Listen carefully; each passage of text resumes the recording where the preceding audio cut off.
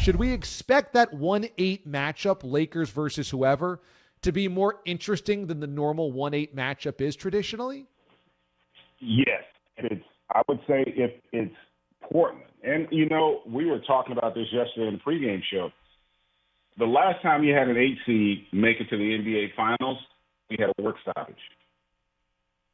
And that wasn't a typical 8 seed either. That Knicks team was they were better than an 8 seed, right? They had 2 All-NBA players on that team. They had a lot of proven talent.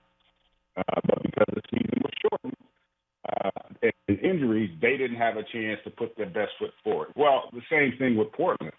This Portland team, as presently constructed with their full roster, is no way near an 8 seed. They're closer to a 4 seed.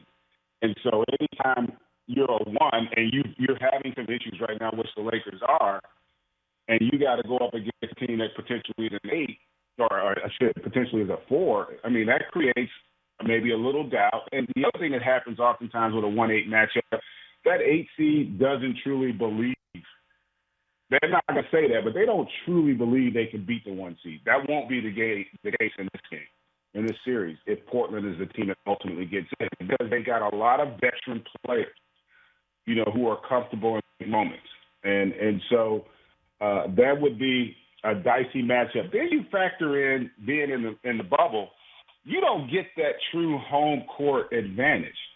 You don't get the same level of anxiety that you would have when you got to go play on the road and be in a hostile environment and not knowing necessarily how your young players are going to react to that. And so this levels the playing field so much more when you're in the bubble. It allows younger players to have more of an impact, I believe, come postseason than they would ordinarily have, because they're not going to see anything they haven't seen before. I made this comment jokingly. Younger players actually are going to thrive in this environment, because this is like playing on the circuit when they were coming out of high school. This is what the EYBL and the Adidas League and the Under Armour League, this is literally exactly how it was set up.